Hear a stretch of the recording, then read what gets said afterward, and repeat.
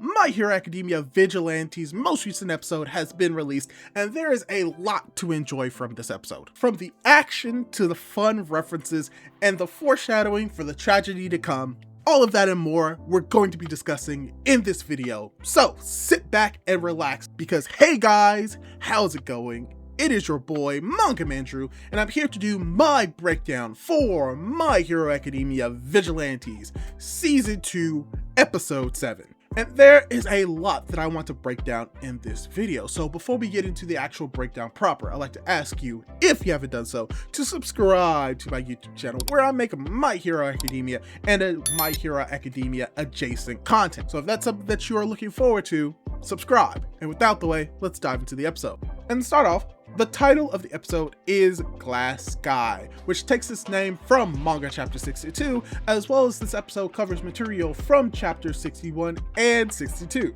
And when it comes to the title of this episode coming from Chapter 62, it was actually initially called Beyond the Glass, but was amended for the volume release. And I think a Glass Sky fits this episode perfectly, especially for what is to come, as glass sky would indicate a clear sky, but because the sky is made of glass, it makes it very fragile, which means that the clear skies may not always last, which is very pertinent to what happens towards the end of the episode. But to start off, the episode begins with a short recap of the previous episode where we get a focus on Aizawa and his self-doubt as a hero, and how Oboro was his supporter as we begin to see Aizawa work for his Purple Highness. And after the OP, we get an anime original scene of a cicada chirping, indicating the beginning of summer, as well as a few establishing shots of the city, as from the manga, we get the news bulletin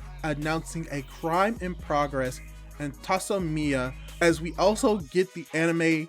adding to the scene as we see a few cops heading to the scene of the crime. And fun fact, the location where many battles that Shota will be having with villains, as well as most likely where his work-study hero is located, is called Tasamiya Ward, which is a reference to Dathomir, a planet from the Star Wars universe, which makes sense with the many different references to Star Wars throughout this spin-off series, as well as My Hero Academia proper. But with that new scene added, we jump into manga material as we have a villain robbing an investment office, as we have Midnight aka Kayama and Oboro aka Loud Cloud come in to stop the villain. Now what's interesting about this villain is that it very much has the overall appearance based off Majin Buu from Dragon Ball, and we see the references very clearly, even from the point of him emitting smoke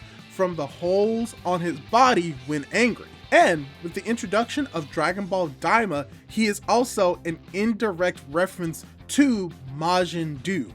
due to more of his facial structure, and how the only difference between all of these characters is that this robber is more colored blue to avoid copyright reasons. However, this is most likely the least obvious homage in this episode, as we will soon see. Also, something else that I almost forgot to bring up is how the anime also extends the introduction sequence of Kayama and Oboro, as we get a few more added scenes and a lot more focus on these characters right before they enter and confront the villain holding the hostages. So that's something that I almost forgot to bring up, so I wanted to bring it up here. But going more into the manga material, as we see the robber villain is able to escape Midnight and Oboro, who stay behind to help the hostages, Aizawa chases after the villain on foot, as we get it slightly expanded on not just the chase sequence, but the fight between the villain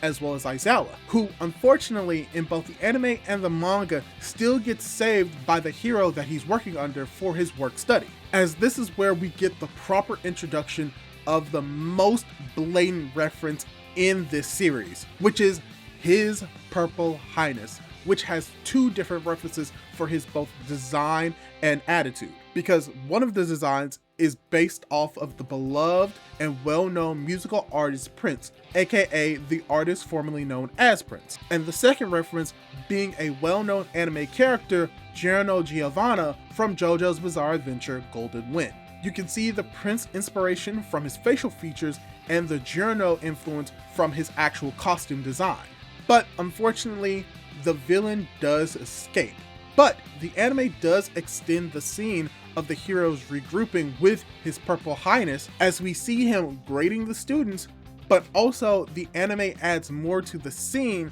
by showing scenes of bystanders watching the aftermath, as well as showing both the police and the paramedics helping the hostages. But also, very much like in the manga, His Purple Highness is praising Oboro while critiquing Aizawa, but this entire sequence very much emphasizes the personality of His Purple Highness, as we also get another reference that is also in the manga of His Purple Highness going through this aesthetic mode, where we ended by him imitating the cover of Prince's studio album Love Sexy, which, if you look at them side by side, yeah, it's pretty accurate. You know, Prince is just a lot more naked. But what's even more interesting about this sequence is how the anime expands upon it even more, including showing His Purple Highness shooting lasers out of his nipples while ripping his top off, as well as adding scenes where he's asking Aizawa to show him a smile, which is not present in the manga,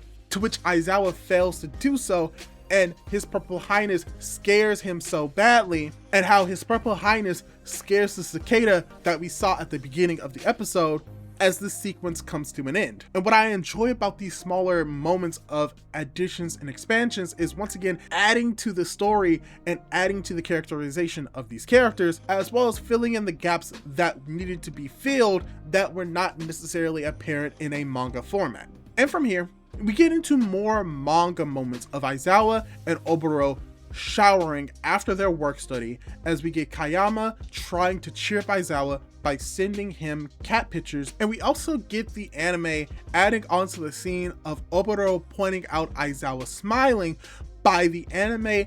adding Aizawa telling Oboro to stop being naked, as we see Oboro covering up his private area with a cloud, which annoys Aizawa, but also implies that it also gives him a little bit more of comfort. And what I like about both of these scenes, as well as the additions, is how both Kayama and Oboro know Aizawa is down after his failure to stop the villain and try to cheer him up in their own way, while also showing more of their characteristics as characters, and how this is a greater emphasis to lead into what we're going to get later on with Oboro and Aizawa eventually teaming up to stop the villain as well. And it's from here where we cut to a few days later as the Majin robber strikes again, as we get the anime extending the fight sequence between the robber, Aizawa, and Oboro. And many of these expansions made to the scene include more close-up fighting between Aizawa and the robber, the anime adding a more of a wind-up and wait to Oboro attacking the robber, and the anime showing Aizawa using his cloth more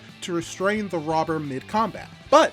very much like in the manga, we see how Aizawa gets his iconic goggles, or at least the start of them, to help protect his eyes from the smoke produced by the villain, as we see that Oboro gave the goggles to Aizawa to help in this one fight, which will carry on to not only later fights in this series, but also in My Hero Academia proper, which shows the importance of Aizawa's goggles that we may not have known from the main series proper. But as this part of the episode comes to an end, His Purple Highness does eventually praise Aizawa and Oboro for their teamwork and telling Aizawa to smile, which he fails at once again, as the anime adds a short moment of panning up to the building before the commercial break bumper. And I typically don't go over and break down the bumpers themselves, but I will mention them here due to one of them having goggles, which is going to be a running motif throughout this episode, as well as showing a small image showing how close these boys are,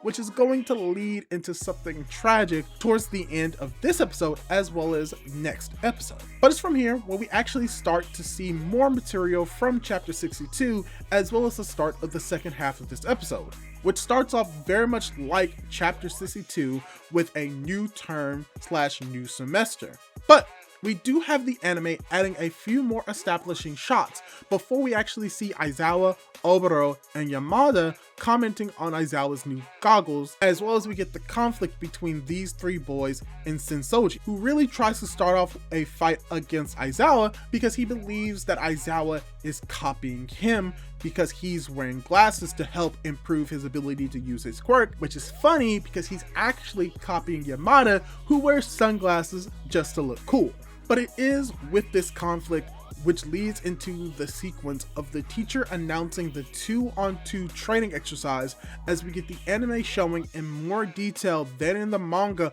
of both the background and the background characters that are going to be involved, as well as adding more to the introduction of Yamada and Senshoji attacking as a group, and how seeing how well they're doing together, as well as seeing how well Aizawa and Oboro are doing teaming up, leads to Sensoji eventually challenging Aizawa and Oboro to a fight to see who is able to wear their glasses / goggles. As well as this ties into why Yamada and Sensoji are on the same team, because they are from the same hero agency through their work study, which will lead into what we get later on of Yamada eventually wanting to work with his friends at His Purple Highness's agency. But here is where we get a lot more additions to the fighting, which is something that has been happening throughout the episode, as the anime shows more of the strengths of the anime adaptation, as we get expanded action sequences involving Oboro and Aizawa versus Yamada and Sensoji, or more specifically, Sensoji versus Oboro and Aizawa, where very much like in the manga, we get Sensoji challenging Oboro and Aizawa to a challenge where the loser must drop their eyewear, as we get a lot of good action of Oboro dodging attacks, as well as the extended sequence of Aizawa and Oboro teaming up to knock down Sensoji. And all of that looked amazing and really just shows more of how they're able to fight as a team and be extremely effective, as it leads to Sensoji refusing his loss and walking away. But we can tell that Aizawa did have an effect on him, as he destroys his glasses, indirectly adhering to the deal, showing that there is a little bit more to his character than he's letting on. And as we approach the end of the episode, we have the three boys discussing how Yamada may join their agency with His Purple Highness, as they also discuss about what they'll do after they graduate, which is that they may go independent as well as create their own agency. Which is very interesting because as they bring up His Purple Highness, the anime shows most of the scene of Kayama and His Purple Highness interacting. However, they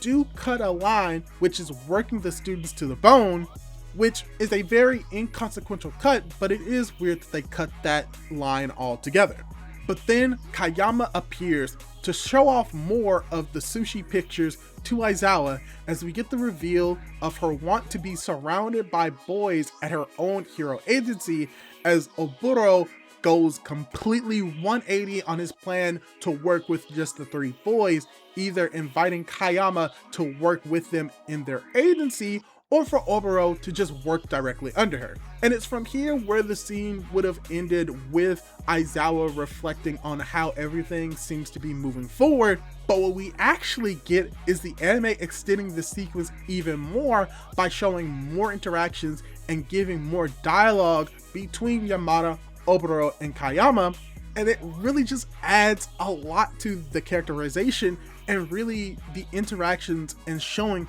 how close these people are to one another, which is going to add to the greater impact of what we're going to be getting next episode, as after we get the ending of the episode, we get an end credit scene that is slightly extended upon from what we got in the manga, which shows that His Purple Highness has been defeated, and alluding to one of the students working under him is heavily injured, as we get a lot more destruction and civilians evacuating, as well as hinting at the villain that caused all of this destruction more in silhouette in this episode, introducing the threat earlier on than what we got in the manga, with this threat having the horrible name of Garvey. And yeah, that's pretty much all of what we had in this episode. And for the most part, a lot of what was added were within the action sequence, really hyping them up and really showing off the skills that these characters had even at a young age.